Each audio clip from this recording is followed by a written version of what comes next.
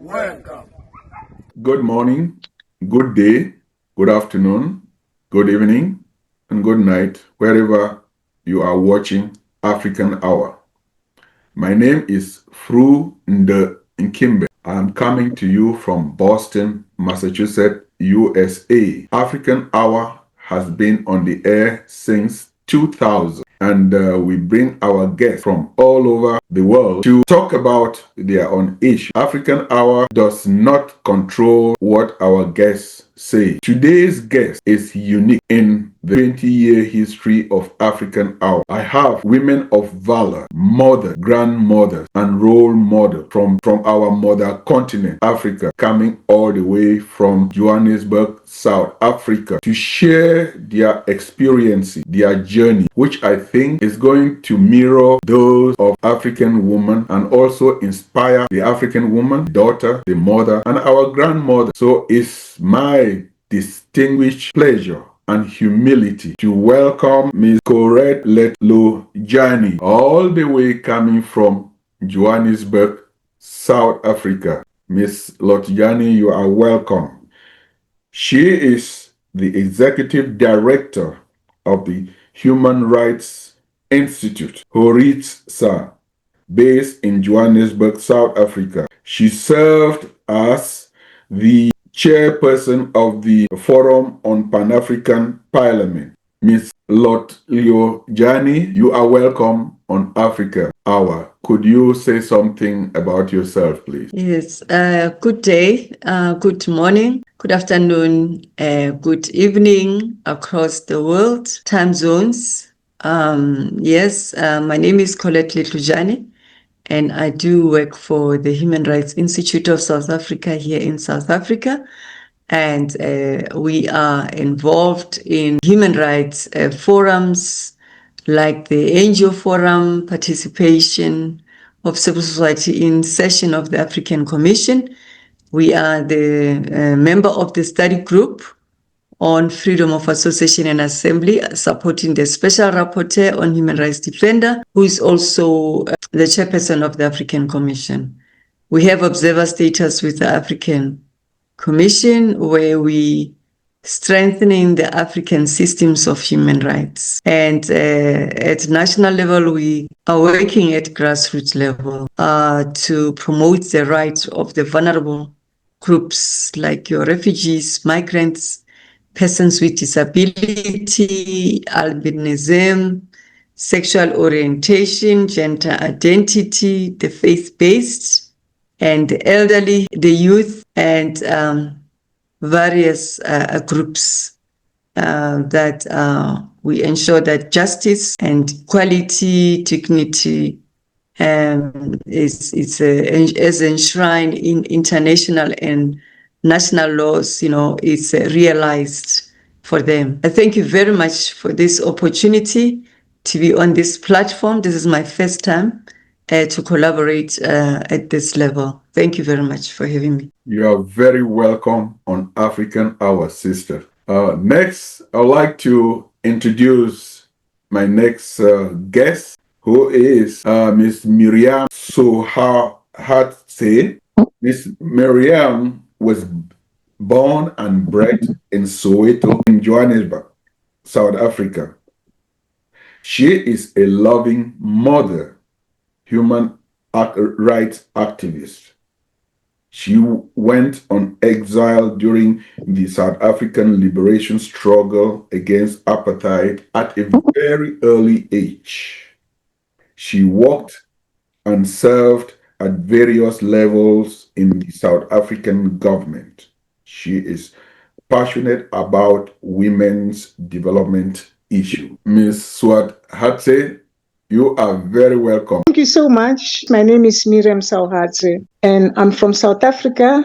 And as indicated, I'm a child of this continent. I'm a child of the world. The principles of Ubuntu, which basically human dignity, solidarity, and collective responsibility for the common good. They cut across all of us as Africans, but also as a people throughout the world. I am later going to talk about my journey, shape the kind of journey that I took, like many other South Africans during the struggle for our liberation. I was forced into exile at a very young age. Many South Africans, the warmth of the other people in the continent and in the world, I experienced solidarity in a true sense of the word. And the people shape what I am today, and not just in terms of giving us shelter, but also the tools that have helped me to be part of the reconstruction and development of my country. I was educated by the people of the world. I was sheltered by the people of the world.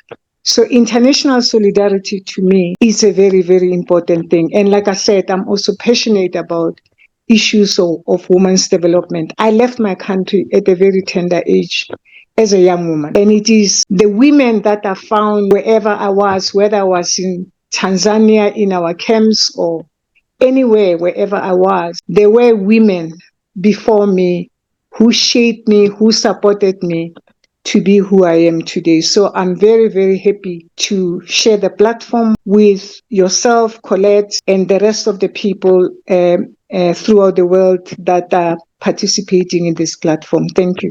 Thank you very much for those passionate words from these women, mothers, grandmothers, role models, and sisters. I must tell you that I had a wonderful time with meeting all of you in April when I was in Johannesburg for the conference. And it is from there, the warmth and hospitality and the sister brotherhood that you welcome us just warmed my heart, and I can not really return that hospitality. And I am very humble. On behalf of African Hour, I'd like to thank both of you coming to share your story to my audience. And I believe your story and your journey will inspire, educate, and encourage the African woman, our daughters, our sisters, our mothers, and our grandmothers looking at you will be very proud. So I hope we have a good discussion, and my audience and I would like to know your journey more. Thank you for the wonderful introduction. You are on African Hour to share your story. Each and every one of us have a story. And sometimes when we reach somewhere in life, when we become successful, or people do not really know that it is through the tribulation, the trials, and people along our journey of life that have helped us through the hard moment. And I believe that telling our story is not out of pride, it's out of the goodness of your heart, because you also want to look back and help those who may have been in similar situations, that as tough as it is now, the journey to victory is crowned with thorns, and that they should hang in there. Please, could you share your story? My audience is impatient to listen. Thank you. Once more, I will start with my journey, and hopefully through sharing, as you rightfully indicated, one may be able to inspire others, especially those who come from a similar kind of background. Like I said, I was born and bred in a township in Soweto, born of African parents who, due to the apartheid system that dictated where you were supposed to be born, where you were supposed to work, where you were supposed to be educated, and practically dictated all facets of your life, social, economical. The apartheid system dictated that from the beginning you were born, from the time that you were born, your life was going to be shaped in a particular pattern. And obviously, being part of the Black people in South Africa, Africans in particular, my life got shaped that way. My journey began from a disadvantaged position. I received an inferior education. I was confined to an environment that did not provide hope. Poverty-stricken, few opportunities for growth and development. Worse if you were a Black woman or girl child. Your chances of survival were reduced because of that. The system aimed at dehumanizing you as an African person. The system aimed at making sure that you never rise above certain levels. It is that kind of a system that most of us grew up from. However, I was fortunate enough to have grown in a family that opened my eyes politically. Both my father and my grandmother made me to see things that ordinarily other people would not have been able to see. And I'll explain. Most people think that African women have no place or have no role to play in the development of society. But we know, coming from African families, that most of the households are headed by very strong the mothers, the women everywhere. I'm sure in your country,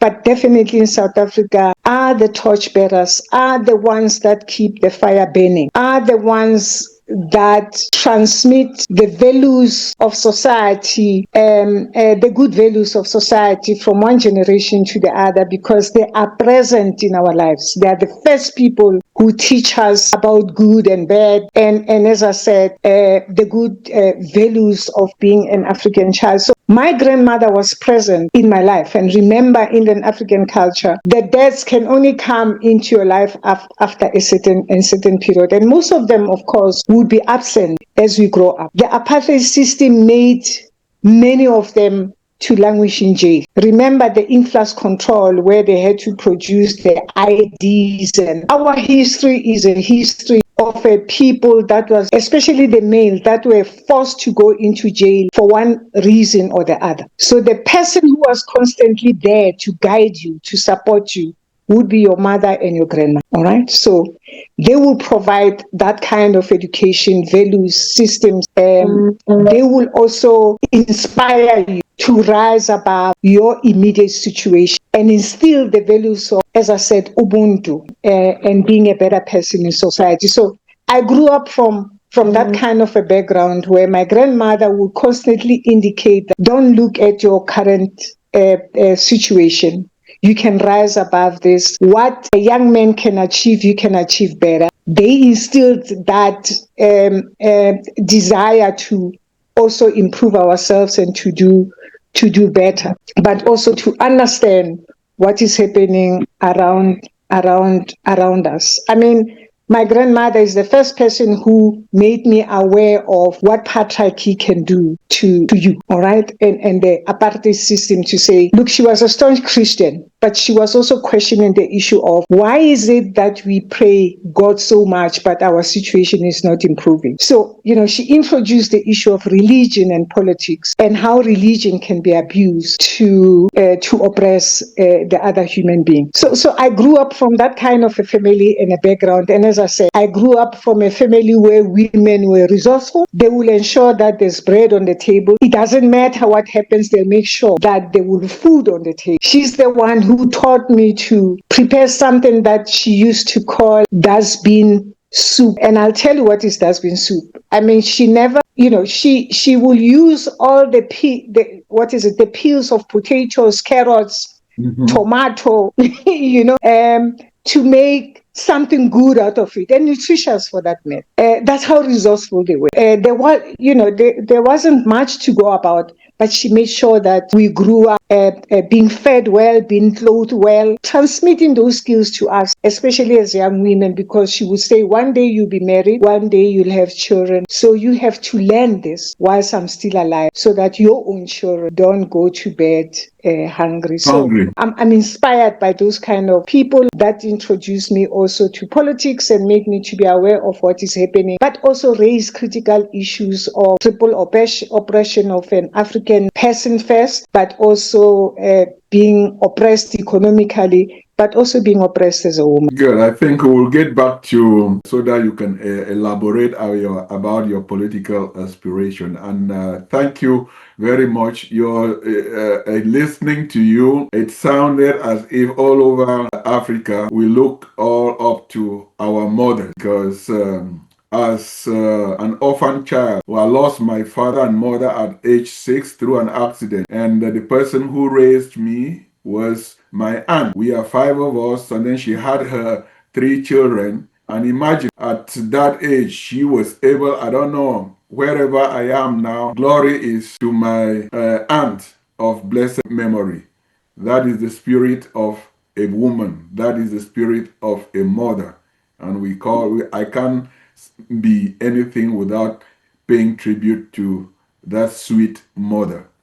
Miss Lotyani, you have been listening quietly. I know your own story would equally interest my listeners. Please, could you share a little bit of your story? Then we proceed in the discussion. Yeah, it was very inspiring listening to Miriam, and I can see that we have so much in common. Me being born as well and bred in Soweto, Molapo, and I was brought up by my parents, both parents, my mom and dad. And my mother was a school teacher, and my dad, he was a sales representative. He was representing a number of factories, those particularly in providing school uniforms, sports, as well as those that were producing women outfits. So my dad will just travel around Southern Africa, the neighboring states of South Africa, to sell. Because during those years of apartheid, as Miriam has mentioned, segregation was one of the instrument of separating people and also of curtailing or restricting movement of people, black people,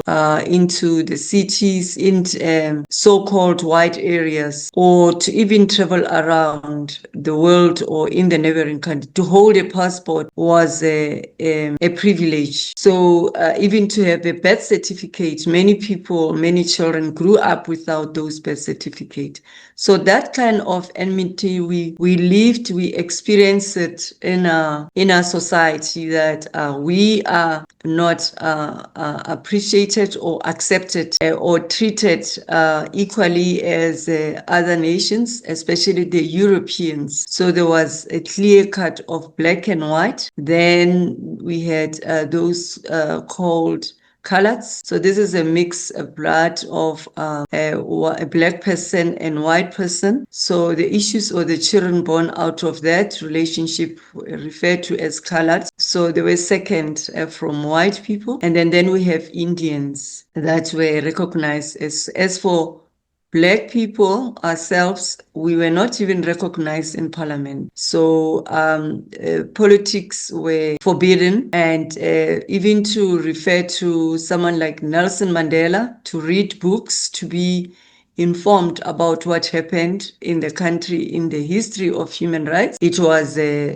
amounting to terrorism. So our life was really restricted. We lived life under fear, persecution, and there was no freedom of association, freedom of expression, assembly. So my dad was a very strong figure in the family, although my mom appeared like a breadwinner. So he was really in the front line educating us, and really a very strong figure in terms of forcing us to get educated. So, we were 4 girls, and issue of gender inequality or patriarchy, it was never something that I was familiar with or we were taught.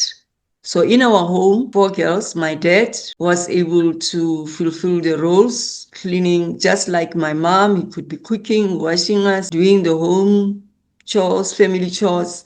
So I grew up not having any understanding about gender or patriarchy, gender inequality. The only exposure I had was racism, white people suppressing us. That was the challenge. That was the difficulty. And I became very, very rebellious. I wanted to challenge the system. I was keen to learn the law because I wanted to understand this legal system that is so oppressive, that is denying people because of their color, because we could not own land, could not own immovable property. Even though you were allowed to erect a dwelling, the land did not belong to you. It belonged to municipality, and you were required to pay rental weekly or monthly.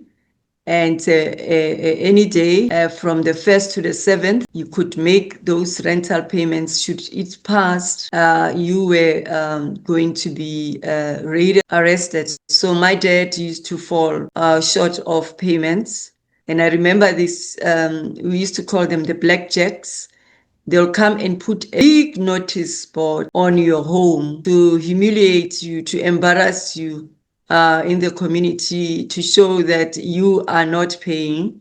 And people, everybody will know. And you dare remove that notice board on the door, you'll be arrested. So my father will be in and out of jail, being arrested for that, and will be accommodated by some neighbors. And then at night, we'll try to sneak in the house to get clothes to change and all that. And my dad also had a friend who was a blackjack that he'll go and speak with him to make arrangements for us to get us out of the situation. And I don't know what arrangement but we'll be back in the house. So that was the kind of life we were exposed to, and we were demonstrating against apartheid. I was always in the street. I had a friend called Christoph. Christoph was living like just diagonal opposite from my home. We're divided by a big soccer field around us, around our homes, and a street that was a very well-known road, Naledi Road, from Baragwanath you drive. So that is the road that was very famous after the one called, Potchefstroom Road. So I'll be looking down up to his home. He'll be looking and he'll be calling me. So we'll be going to protest. It will be maybe attending a funeral memorial or attending a protest somewhere against injustices of apartheid and the release of those arrested. And I remember we were in the Regina Monti. I don't know if you were able to go and visit. In that church, there are bullets that the Boers shot at us while we were having a commemoration about the June 16 massacre, those that we lost. They came in, they shot, and tear gas in that church, and we couldn't breathe. We were coughing, like partially blinded by the strong tear gas. We managed to run, but others got arrested. And that was really making us more resilient and more aggressive and more, angry. The anger that was instilled in us to protest against this injustice, and we wanted it to end, and we were prepared to die. So I was prepared to die because we felt that we are better dead than to be dead alive. So my parents were always worried about me. They were always concerned what's going to turn, what am I going to, what's going to happen to me in life. And they managed to get me a school in Lesotho, in the neighboring state. So I was taken to study in Lesotho, and that really gave me another perspective, because when I left South Africa, I was really, truly a racist. I hated every white person. And I could commit murder with my anger because of how they were subjecting us to torture, inhuman, degrading treatment. They could be coming into our streets, into our community, shooting, tear gas, arresting. So we were inundated with security, either surveilling, either raiding, either arresting someone. So, we totally live under a terrible system of apartheid, to the extent that today, when I see our leaders behaving in this manner, like we have so much injustice in our country, we have democracy by paper. Slowly, that democracy, the gains of this democracy and human rights slowly become paper promise. And we fear to speak about human rights. human rights defenders are enemies of the state. There's little tolerance to the work we do. Whistleblowers live under fear, and they've totally forgotten that we were under such severe treatment by the apartheid. Black people were not recognized as human beings, and Black people were always third class rated. Even in transportation, like in trains, there was first class, second class, and there was third class. Even when we go to the shops, there was one section for Black people and one section for white people. And if they are attending to you, and on the other side, a white person come, they leave you, they go to attend the white person. If you find yourself in a white area after a certain period of time in the day, you've breached the law, you get arrested. So Miriam referred to, I don't know, past law. So those laws, they were regulating you that if you are in white areas, maybe you are with your parents, they are working as domestic workers, not for any other purpose. That's how I became an activist. That's how I continue pursuing human rights and the law. I wanted to challenge it. I wanted to make it better for people, and I wanted to defend the defenseless. And then I learned about Nelson Mandela, how he wanted freedom and how he was arrested only for exercising his right to be free, to free his people. Yeah, thank you very much. Miriam just triggered that that the Yeah. past, the injustice, that it should not be forgotten where we're coming from, because our journey was not an easy one. Our democracy was not earned on a silver platter. We sacrificed our lives. And as young people, we were in the struggle. We were in the street. We were protesting. We were fighting, facing the barrel of the gun. We were brave, and we were prepared to die for freedom. And the leading party, the ANC, it must not forget. That has been my prayer. That has been my own,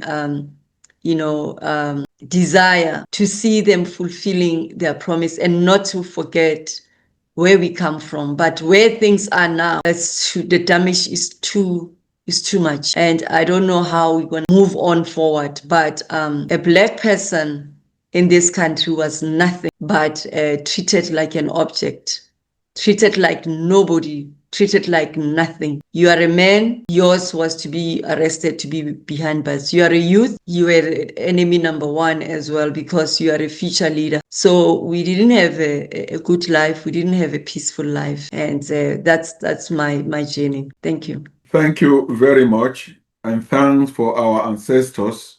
We are still here, and I believe that your story resonates all over Africa, where there have been struggles for liberation and struggle for independence. So, and I also commend you, because the youths of today, they take the liberty lightly and for free. And they should equally, when they listen to you, they should know that you have to know where you are coming from, to know where you are going. As an African growing up in schools in Cameroon, they did not teach us African history. They taught us European history, because when you know where your ancestors, how your ancestors live, and your history, the bravery, the Ubuntu spirit that kept everyone alive, you will be a threat to the establishment. I think we will dwell more on that. I really commend you ladies, mothers. You are women of valor. I think a little bit during the convention in South Africa,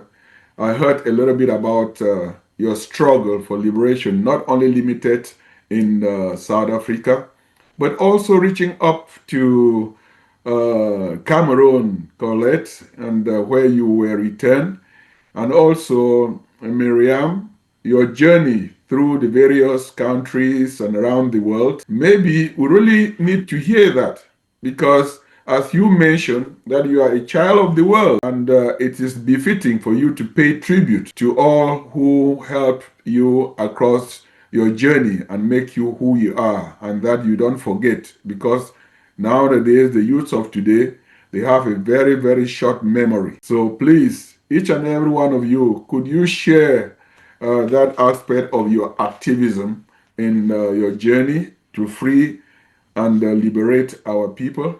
Amanda, Amanda, Amanda, hey babe, hey babe, hey babe, who is Fubela, who is Fubela, who is Fubela, who is Fubela, who is Fubela, who is Fubela, who ha, who ha, who ha, who ha, who ha, who ha, Amanda, Amanda, Amanda, who ha, who ha, who ha, who ha, welcome.